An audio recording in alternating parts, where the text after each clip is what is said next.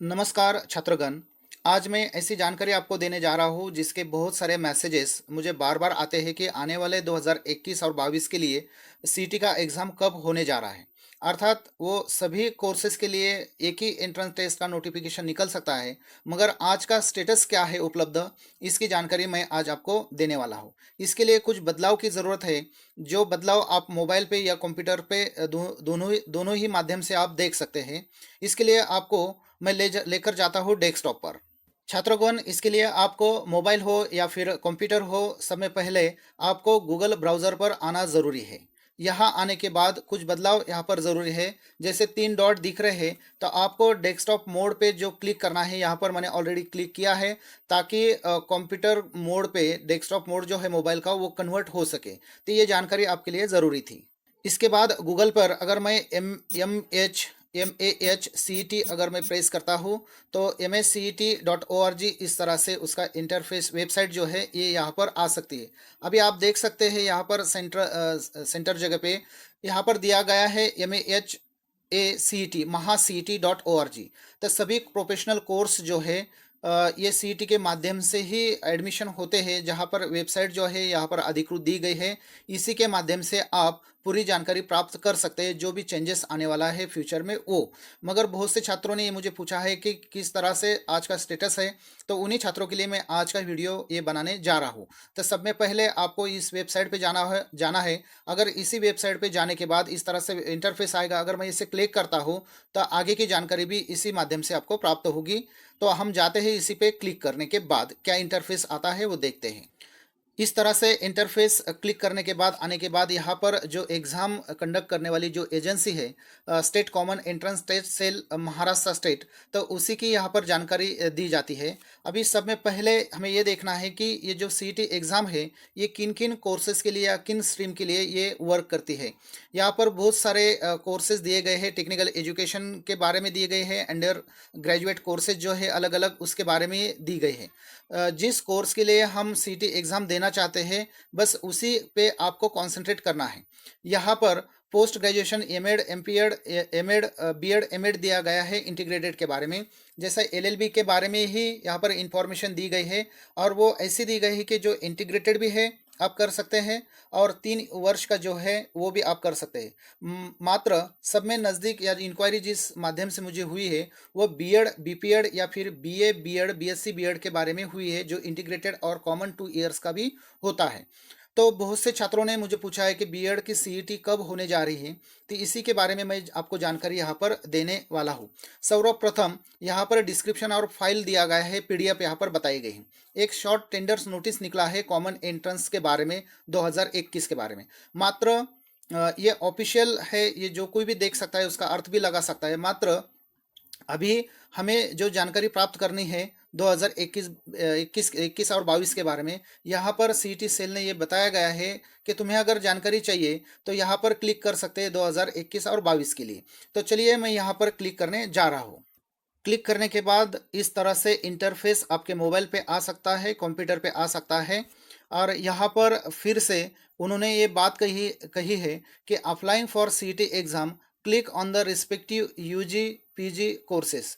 तुम्हें जिस कोर्स को या फिर जिस स्ट्रीम के माध्यम से आपको सीईटी एग्ज़ाम देना है, तो उसी कोर्स पे आप क्लिक करके जानकारी प्राप्त कर सकते हैं। मगर नोटिफिकेशन में यहाँ पर एक नोटिस नंबर 1 दिया गया है हायर एजुकेशन सीईटी 2021 के बारे में, जिसमें करंट स्टेटस बताया गया है। यदि मैं इसी जो पीडीएफ फाइल दिया गया है उसी को मैं क्लिक करता हूँ और देखता हूँ कि किस प्रकार की जानकारी उसमें दी गई है। छात्रों, ये नोटिफिकेशन निकला है 12/3/2021 को। अभी काफ़ी दिन नहीं हुए हैं इस नोटिफिकेशन को, मगर इसका अर्थ क्या है इसकी जानकारी आज हम लेने वाले हैं। यदि आप फर्स्ट पैराग्राफ की ओर देखते हैं तो हमको ये जानकारी प्राप्त होती है कि उच्च शिक्षा सीईटी 2021 वर्तमान स्थिति जो है, सीईटी सेल ने ये कहा है कि आमतौर पर पिछले शैक्षणिक वर्ष में दिसंबर के महीने में सीईटी का टेंटेटिव एक शेड्यूल जो है ये घोषित होता है।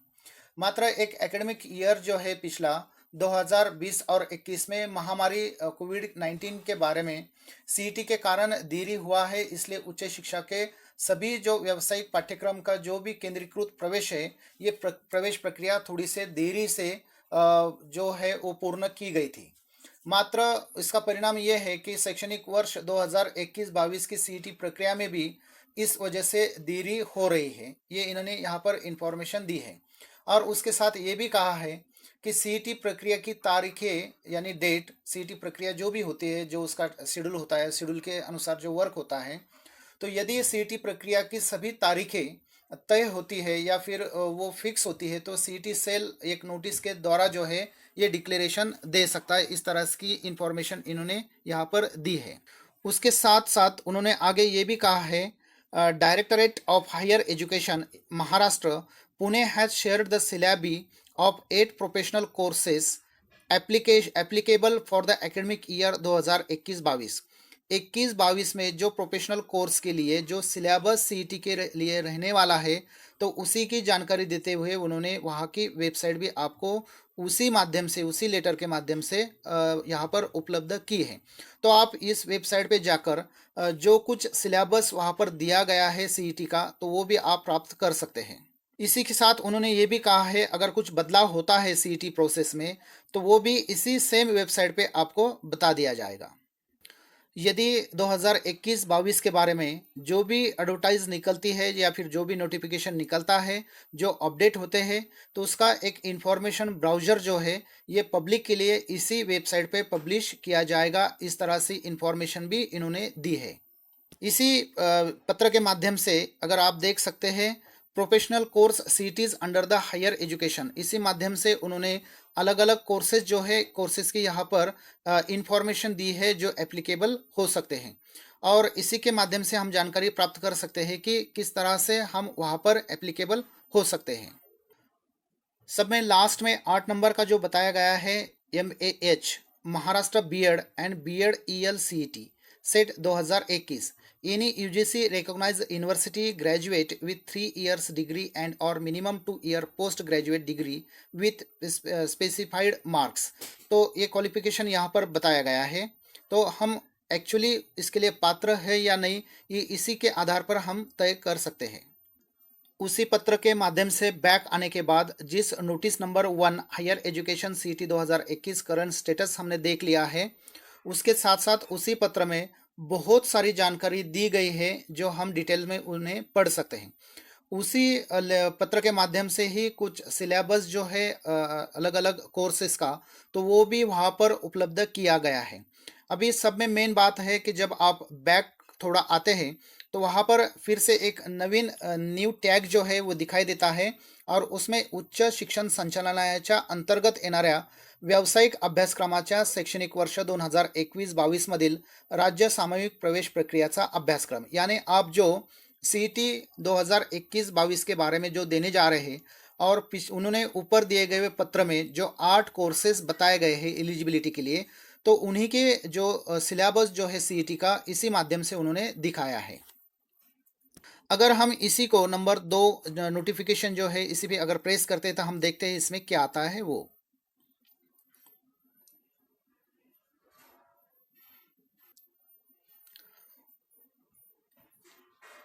आप देख सकते हैं, एक पीडीएफ जो है यहाँ पर ओपन होने जा रहा है। करंट स्टेटस की जो जानकारी यहाँ पर उपलब्ध की गई है 29 जनवरी 2021 के पत्र के अनुसार, तो वहाँ पर उन्होंने अलग अलग कोर्स बताए हैं और उनके कुछ ईयर जो है वो भी यहाँ पर बताए हैं। इन्होंने सिलेबस दिया है, LLB 3 ईयर्स का भी दिया है, उसके साथ साथ LLB 5 ईयर्स का भी सीईटी का सिलेबस दिया है। बीपीएड का सिलेबस भी यहाँ पर बताया गया है। और उसके साथ साथ अगर हम देखते हैं तो बीपीएड फिजिकल एफिशिएंसी टेस्ट, इसका भी सिलेबस यहाँ पर बताया गया है।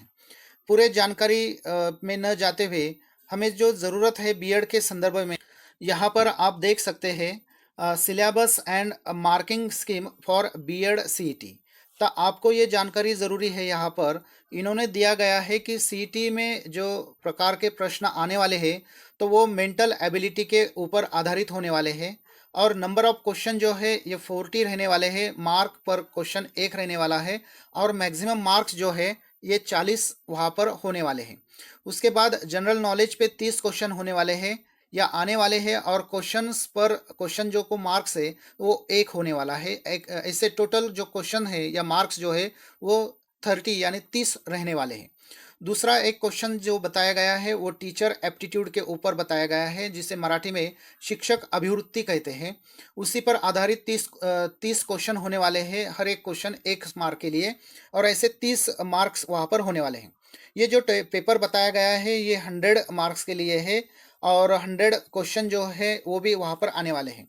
अभी कंटेंट जो होने वाला है ये भी यहाँ पर दिया गया है। Content of section mental ability में लिए किस तरह से वहाँ पर रहने वाले हैं, उसका सिलेबस या उसके पॉइंट्स भी दिए गए हैं।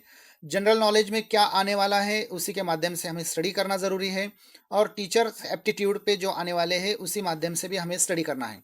छात्रों, मार्केट में बहुत सारे ऐसे बुक्स हैं जो बीएड सीईटी पर आधारित है। कोई पर्टिकुलर एक बुक की बात नहीं कर रहा हूँ, मगर ऐसे क्वेश्चन जिनका हमें परिचय हो सके इसी क्वेश्चन पे आधारित या इसी टॉपिक पर आधारित ऐसे भी क्वेश्चंस की तैयारी जो है ये हमें इन फ्यूचर के लिए करना है।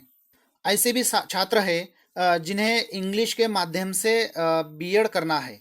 यहाँ पर बताया गया है कि MAH BEd English language content test, जी जो छात्र इंग्लिश लैंग्वेज के माध्यम से सीईटी देना चाहते हैं तो उनके लिए भी यहाँ पर कुछ बातें बताई गई है। अगर टॉपिक की ओर नज़र डालें तो reading comprehension, vocabulary focus, grammar focus, sentence formation, then phonetics, verbal idioms and proverb आणि फिगर्स ऑफ स्पीच ये बताया गया है।